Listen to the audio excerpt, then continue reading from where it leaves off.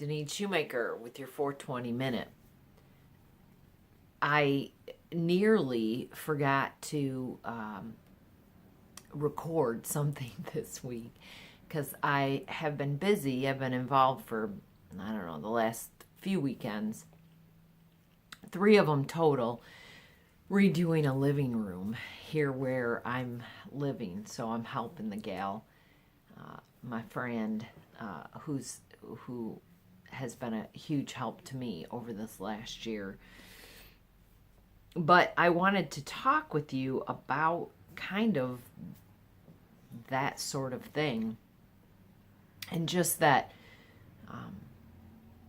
yeah, it's not my house, but I'm going to help because she's my friend. She's been a huge help to me. I'm going to help because we live in community. We don't live in isolation. And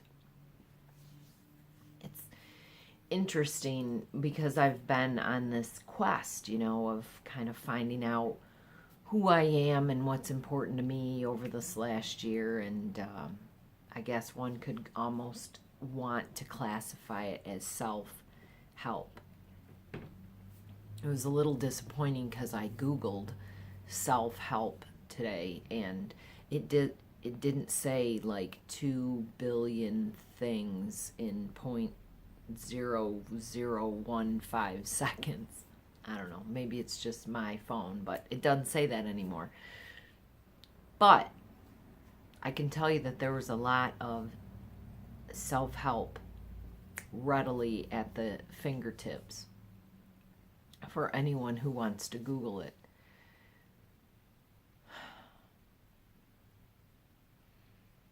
But self-help isn't the kind of help that is the kind that Jesus would have wanted, the kind that Jesus would want for all of our lives. I looked up self, for instance, in the Bible, and, in the little concordance, usually in the back. And, I found self-control. It's a good thing.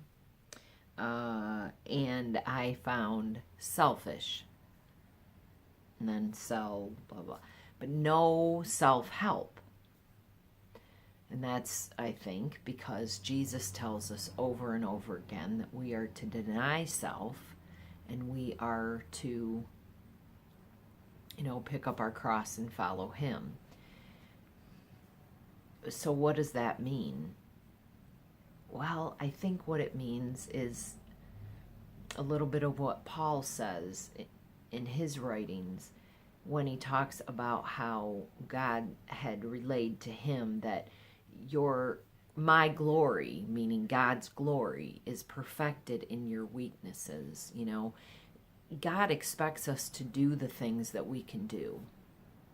There's no doubt about that.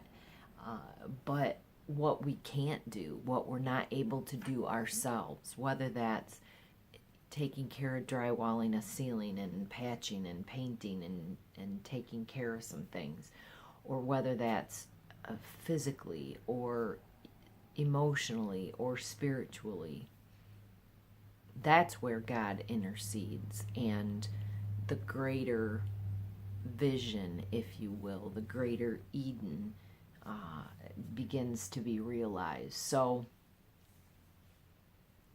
my thought for you this week is that there's really no such thing as self-help. I mean, what you can take care of, take care of. And what you can't, give it to God. And know that people and things and even places come into our lives for reasons, and hopefully they're not bad things, they're good things, they're good reasons, and they're here to help us. And if they're of God, then they are. And even those bad things, God can turn those. He may not cause them, but all things can be turned to the good. But we're not supposed to be concentrating on self. We're supposed to be concentrating on the greater good. So that's my thought for you this week. Get out there and help somebody and be part of the greater good. Grace and peace.